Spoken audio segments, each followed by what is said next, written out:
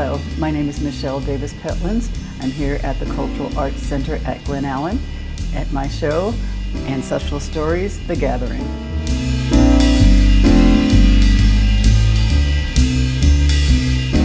This is one of my mixed media pieces called Ancestral Stories Duafe. And Duafe is the Swahili word for wooden comb, and it signifies womanly grace, feminine qualities. And one of the things that I tried to do was to integrate a lot of things that were from the natural world. So you'll see some river stones, some twigs, some painted twigs. They're from my mimosa tree in the backyard, as well as some natural fibers.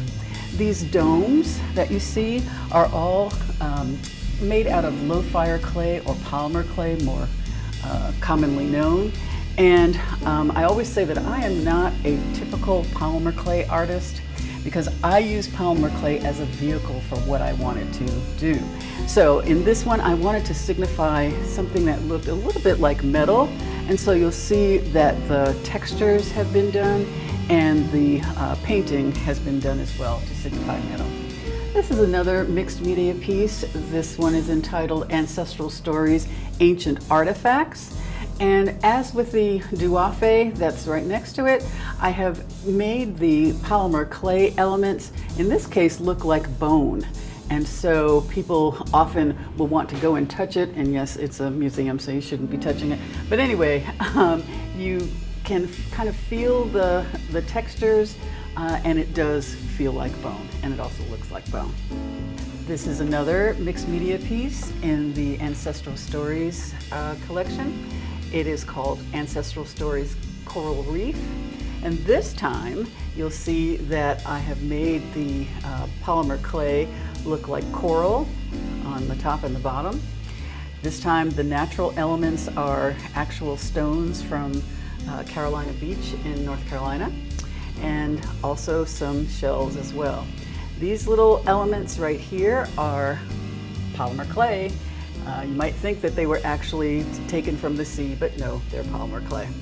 These beads are beads that I have made with something called Tyvek paper, and it's a process where you roll the Tyvek around a dowel, and after you've painted it, sorry about that, and then you hit it with a heat gun. And because of the fibers in the Tyvek, it gets all organic looking. And if you come closer, you can see that there are little holes and divots and all kinds of things. And then I wrap it with some natural fibers. This piece is called Tribal Vibe number 2.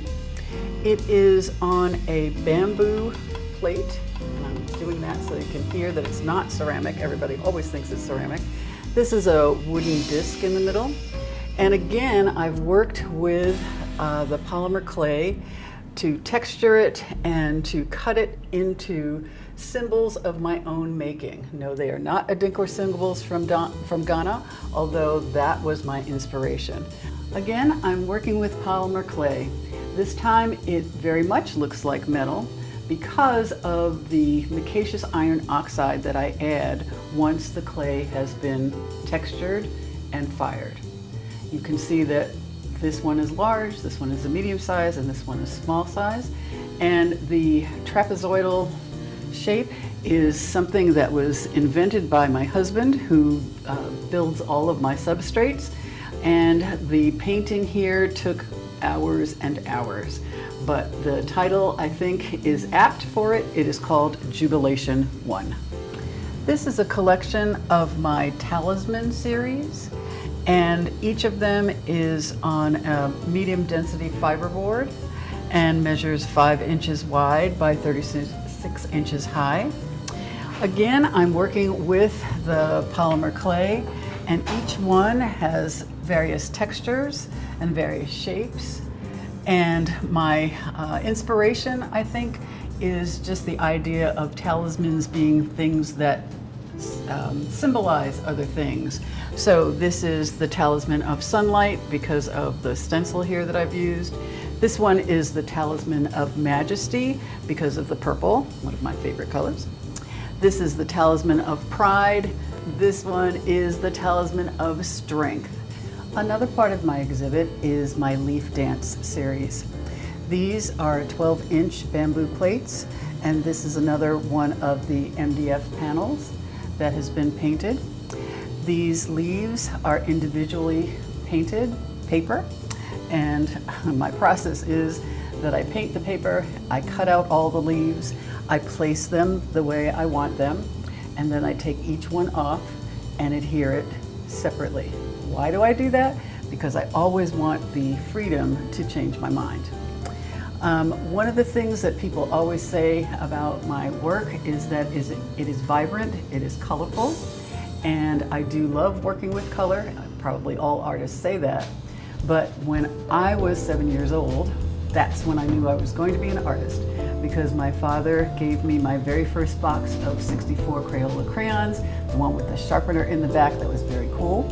And I opened the box and I inhaled that aroma, you know that aroma, and I pulled out a cornflower blue and a magenta. I made marks on the paper, and that was it. Of course, lots of things have happened between now and then, but I am an artist, and I'm very, very happy being an artist. I hope you've enjoyed this brief tour through my exhibit, and I hope you'll come and see it in person.